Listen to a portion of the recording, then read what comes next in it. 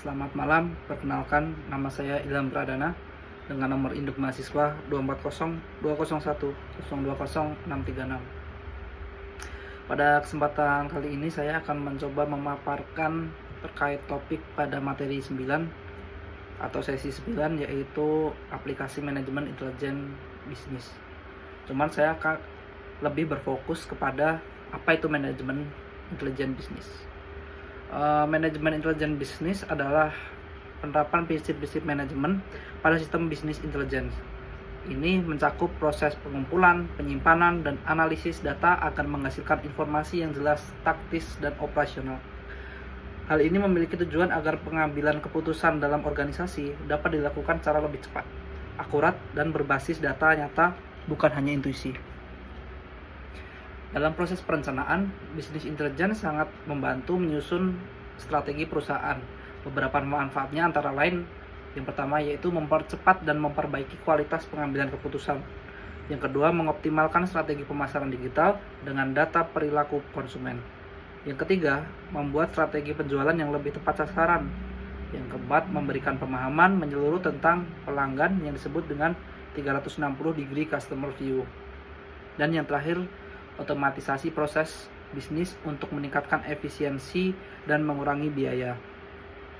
Dengan bisnis intelligence, perencanaan strategis organisasi menjadi lebih berbasis pada data historis dan prediksi tren di masa mendatang. Selanjutnya, bagaimana organisasi menerapkan intelijen bisnis? Pada tahap ini, digunakan intelijen kompetitif untuk menganalisis beberapa faktor seperti ancaman pasar, kerentanan internal, dan risiko strategis. Sumber informasi ini bisa berasal dari yang pertama ada sumber terbuka seperti media, publikasi, hingga wawancara. Namun sumber terbuka ini datanya cukup banyak, tetapi akurasinya rendah. Yang kedua ada sumber tertutup seperti hasil elisitasi atau investigasi internal. Pada sumber tertutup ini datanya lebih sedikit, tetapi akurasinya lebih tinggi. Pengorganisasian bisnis intelijen yang baik akan memperkuat posisi kompetitif perusahaan di pasar. Lalu bagaimana pelaksanaan sistem bisnis intelijen dilakukan? Implementasi bisnis intelijen didukung oleh infrastruktur data, salah satunya dengan data warehouse. Ini mencakup yang pertama ada proses pengumpulan data dari berbagai sumber, yang kedua transformasi dan integrasi data, yang ketiga penyimpanan atau loading data ke dalam sistem, yang keempat penyediaan data untuk keperluan analisis dan pelaporan. Menurut Moss dan Atre pada tahun 2023, Moss dan Atre pada tahun 2003, implementasi bisnis intelijen memiliki 6 tahap utama.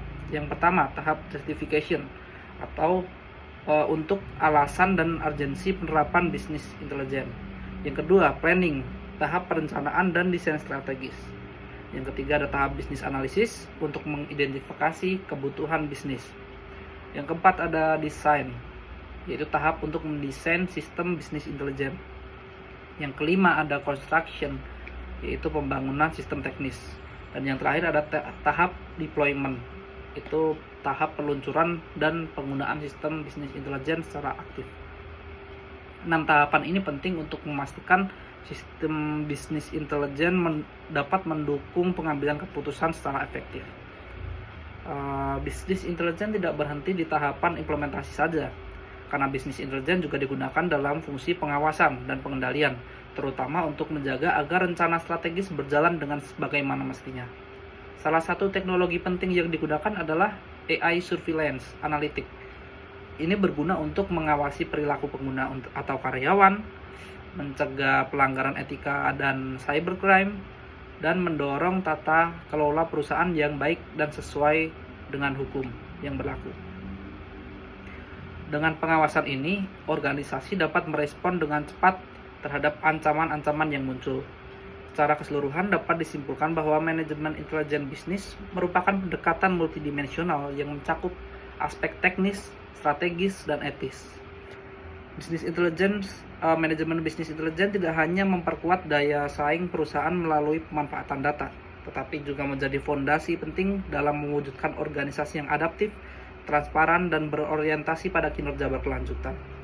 Oleh karena itu, penguasaan konsep dan penerapan teknologi bisnis intelligence bukan lagi menjadi keunggulan tambahan, melainkan kebutuhan mendasar bagi organisasi di era digital yang dinamis ini.